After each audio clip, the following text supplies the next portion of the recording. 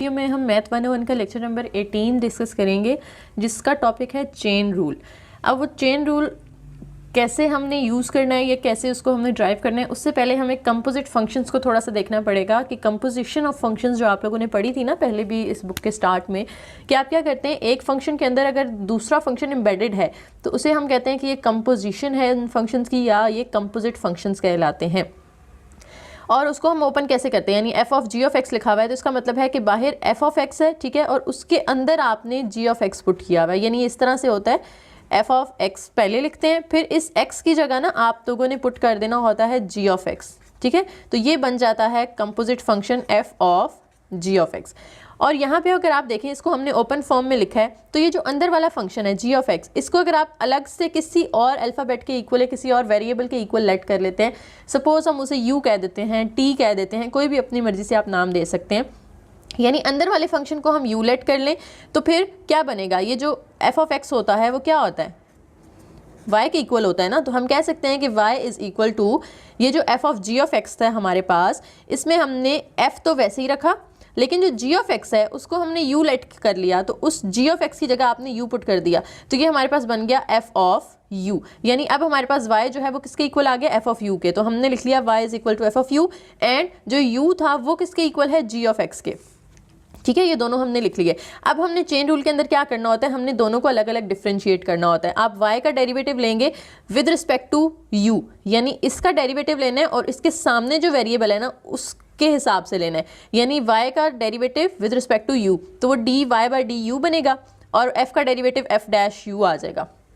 इसी तरह से इसमें जब आप डेरिवेटिव लेंगे तो इधर u आ रहा है ना, तो u का डेरिवेटिव लेंगे विद रिस्पेक्ट टू x, तो D U by D X is equal to, और g का डेरिवेटिव g डैश x आ जाएगा। अब आपने ये जो D Y by D U निकाला वो लिखें, डॉट का मतलब है मल्टीप्लाई, और D U by D X जो निकाला, दोनों को जब आप मल्टीप्लाई करेंगे ना तो आपके पास आंसर आएगा D Y by D X का, यानी ओरिजिनल फंक्शन का जो डेरिवेटिव आपने लेना था D Y by D X, वो आपके पास इन दोनों को मल्टीप्लाई करके आएगा। ये कहलाता है चेन रूल। इसे हम चेन रूल कहते हैं कि आप जो फंक्शन लेट करेंगे दोनों का अलग अलग डेरिवेटिव लेंगे और उन दोनों को मल्टीप्लाई करेंगे तो आपके पास answer D Y by D X का आता है। और हमेशा याद रखना है D Y by D U multiply by D U by D X, D Y ऊपर होना चाहिए और डी एक्स नीचे होना चाहिए, ठीक है। एग्जाम्पल कर लेते हैं इससे related. Find D Y by D X if Y is equal to 4 cos x cube. अब देखें इसके अंदर हमें एक कॉन्स्टेंट नंबर दिया हुआ है 4 और आगे फंक्शन है cos x, ठीक है, और इस x की जगह उन्होंने पुट किया हुआ है x की पावर 3, यानी इसको हम इंटरनल फंक्शन कह सकते हैं ना। यहाँ पे x क्यूब को हम लेट कर लें u के इक्वल, देन y किसके इक्वल होगा, 4 तो एज इट इज़, cos भी एज इट इज़, इसको हमने u लेट कर लिया है तो इसकी जगह cos u आ जाएगा।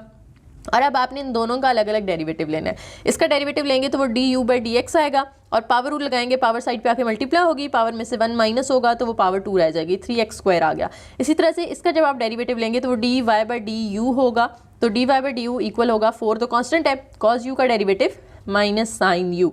अब ये माइनस बाहर आ जाएगा और 4 साइन यू आंसर आ गया हमारे पास। अब हमने चेन रूल यहाँ पे अप्लाई करना है, जिसमें क्या होता है D Y by D X equal होता है D Y by D U multiply by D U by D X. अब आपने इन दोनों की वैल्यूज़ लिखी, इसकी वैल्यू और इसकी वैल्यू, दोनों को मल्टीप्लाई कर देना है, और जब मल्टीप्लाई करेंगे तो -4 3 से मल्टीप्लाई होकर -12 और साइन यू और एक्स स्क्वायर, तो वो हमने एक्स स्क्वायर साइन यू लिख दिया। अब एंड पे आपने आखिरी काम ये लाजमी करना है कि यू की जगह उसकी वैल्यू वापस पुट करनी है। आपने हमने लेट की थी ना u is equal to X power 3, तो आपने इस u की जगह एक्स पावर 3 लाजमी पुट करना है, बाकी जो फंक्शन है वो वैसे ही रहेगा। यानी फाइनल आंसर आपका उसमें u नहीं होना चाहिए, सारा x की फॉर्म में होना चाहिए।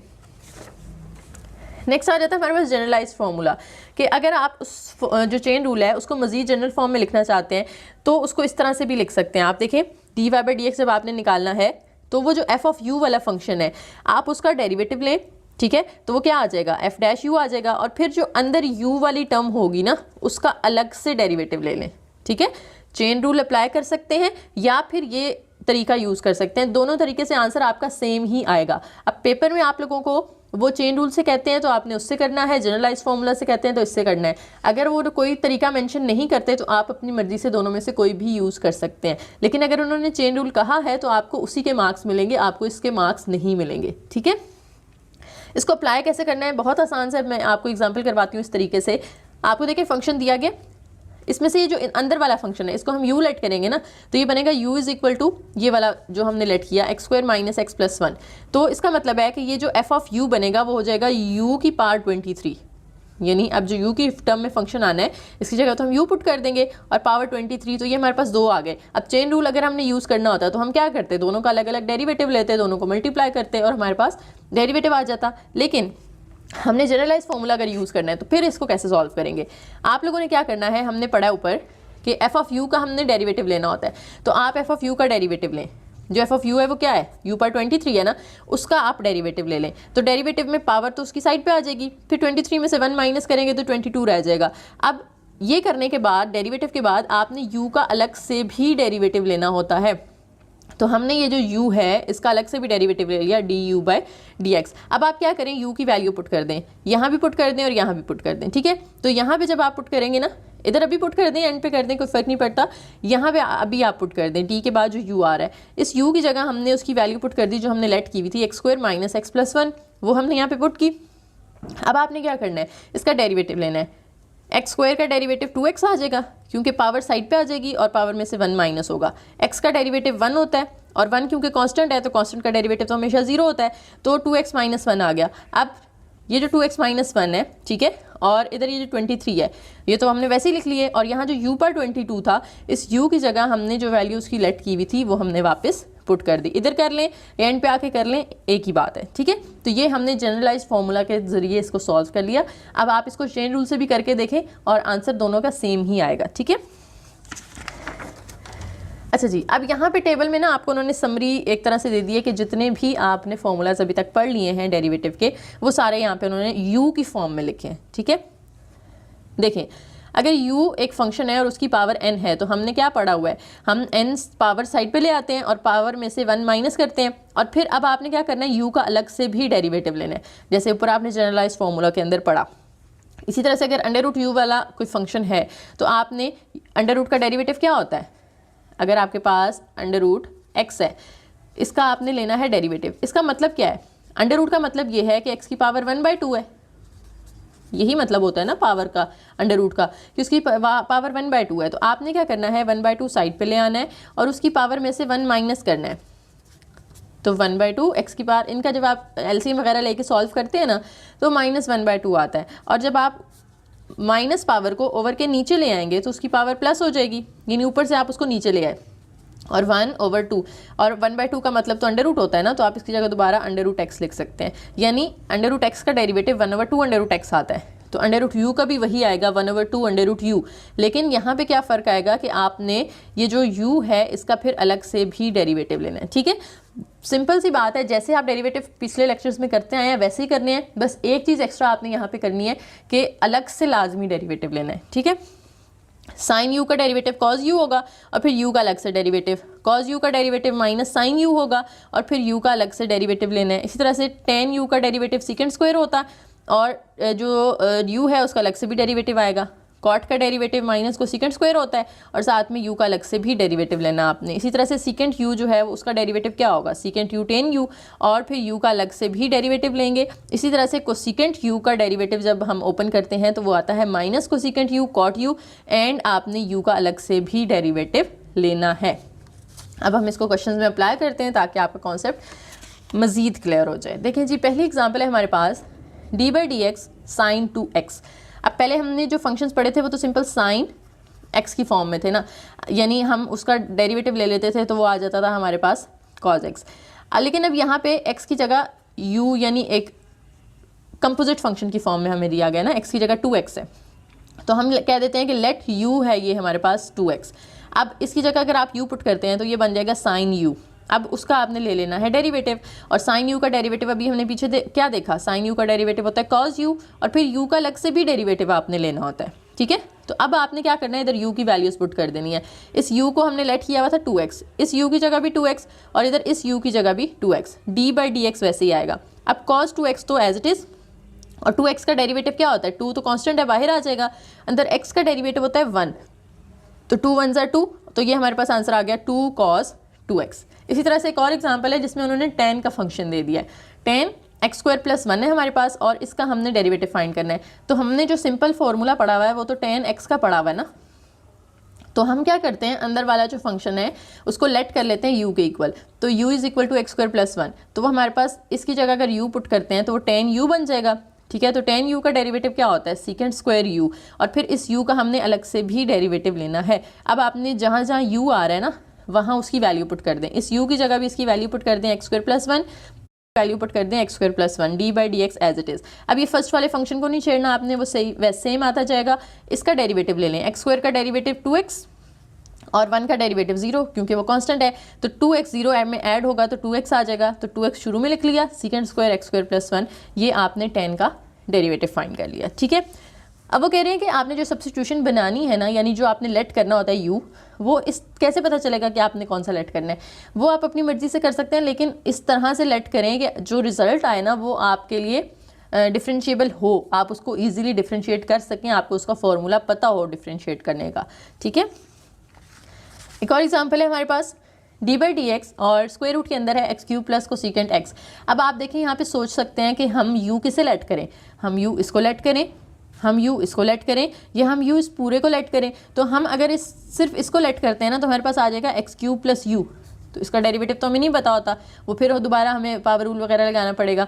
तो हम क्या करते हैं, इस पूरे को लेट करते हैं u, ताकि वो अंडर रूट u आ जाए, तो इसका तो हम बड़ी इजीली डेरिवेटिव फाइंड कर सकते हैं ना। तो इसलिए हमने इस पूरे को लेट कर लिया, u is equal to X cube plus cosecant X. इसकी जगह जब u आएगा तो under root as it is, तो वो अंडर रूट u आ गया। अब इसका डेरिवेटिव अभी मैंने पीछे आपको करके दिखाया था, 1/2 अंडर रूट u आता है। ठीक है, साथ में आपने u का अलग से भी डेरिवेटिव लेना होता है। अब ये 1/2 अंडर रूट u में जो u आ रहा है इसकी जगह आपने उसकी वैल्यू वापस पुट कर दी, dot D by D X as it is, और इस u की जगह भी आपने उसकी वैल्यू वापस पुट कर दी। अब आपने जो पहला फंक्शन है उसको वैसे ही लिख लेना है, दूसरे को आपने जब डिफरेंशिएट करना है, एक्स क्यूब का अलग से डेरिवेटिव आ जाएगा, कोसेकेंट एक्स का अलग से आ जाएगा। तो एक्स क्यूब का डेरिवेटिव क्या होगा, पावर साइड पे आ जाएगी 3 और पावर में से 1 माइनस होगा तो एक्स की पावर 2, प्लस कोसेकेंट एक्स का डेरिवेटिव होता है minus cosecant X cot X, तो ये प्लस माइनस माइनस, तो 3x square minus cosecant X cot X, और ये 1 इससे मल्टीप्लाई कर दिया मैंने, और ये जो नीचे था 2 under root X cube plus cosecant X, ये अब हमारा फाइनल आंसर आ गया। ठीक है जी,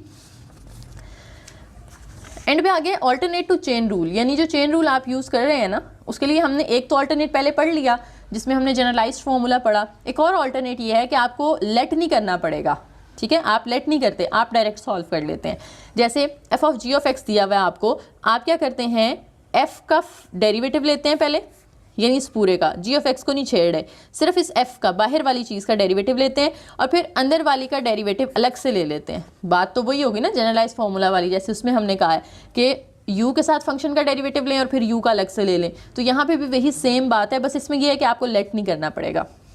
जैसे हमारे पास देखें D by D X is equal to cos 3x plus 1, तो हम कह सकते हैं कि ये f है और ये g है, तो हम पहले f का डेरिवेटिव लेंगे, हमने f का डेरिवेटिव लेना है, तो इसका डायरेक्ट हम डेरिवेटिव में पुट किया, तो कॉस का डेरिवेटिव हम लिख लेते हैं माइनस साइन, और g को हमने नहीं छेड़ना, g जैसे था वैसे ही रहेगा। अब डॉट लगा के आपने इस g का ना अलग से डेरिवेटिव लेना है। ठीक है, जैसे यहाँ पे ऊपर अलग से डेरिवेटिव लिया हुआ है, तो पहला तो एज इट इज़, फिर 3 भी एज इट इज़, क्योंकि कांस्टेंट है, x का डेरिवेटिव 1 होगा तो 3 इंटू 1 प्लस इस 1 को हम 0 कर देंगे क्योंकि कांस्टेंट का डेरिवेटिव 0 होता है। अब आपको अच्छा एक ये चीज़ आपने याद रखनी है, अगर वेरिएबल के साथ कांस्टेंट आ रहा है ना और उसका जब आप डेरिवेटिव लेते हैं तो फिर कांस्टेंट बाहर आता है और अंदर डेरिवेटिव जो है वो आपने वेरिएबल का लेना होता है। लेकिन अगर कांस्टेंट अकेला है फिर उसका आंसर 0 होगा। ठीक है, ये इसमें काफ़ी बच्चे परेशान होते हैं कि समटाइम्स हम कांस्टेंट को बाहर ले आते हैं, समटाइम्स उसको 0 कर देते हैं। तो अगर तो कांस्टेंट किसी वेरिएबल के साथ आ रहा है तो फिर वो बाहर आएगा और वेरिएबल अंदर रहेगा, लेकिन अगर कांस्टेंट अकेला आ रहा है, उसके साथ कोई वेरिएबल नहीं है, फिर उसका डेरिवेटिव 0 होता है। ठीक है, तो ये 1 तो अकेला है ना, इसलिए उसको 0 कर दिया हमने। अब ये देखें 3 1 3, तो बाहर माइनस भी है तो ये बन गया -3 और साथ में साइन 3x प्लस 1। ठीक है जी, ये हमारा हो गया लेक्चर नंबर 18। छोटा सा लेक्चर था, कोई इतनी ज़्यादा मुश्किल चीज़ें नहीं थी इसके अंदर। चेन रूल हमने पढ़ा और हमने देखा कि जो कंपोजिट फंक्शंस हैं उनको हम 3 तरीके से सॉल्व कर सकते हैं। एक चेन रूल अप्लाई करके, ठीक है, यानी आपने u लेट किया, फिर दोनों चीज़ों का अलग अलग डेरिवेटिव लेके दोनों को मल्टीप्लाई किया। दूसरा हमने जनरलाइज्ड फार्मूला पढ़ा कि आप u को लेट करते हैं, ठीक है, और u के साथ उस फंक्शन का डेरिवेटिव लेते हैं, फिर u का अलग से डेरिवेटिव लेते हैं और एंड पे u की वैल्यूज़ भी पुट करते हैं। और लास्ट हमने पढ़ा ये जो ऑल्टरनेट है, इसमें आपने क्या करना है, u वगैरह लेट नहीं करना, डायरेक्ट सिर्फ f का डेरिवेटिव लेना है और g को नहीं छेड़ना, और फिर एंड पे g का दोबारा से डेरिवेटिव ले लेना।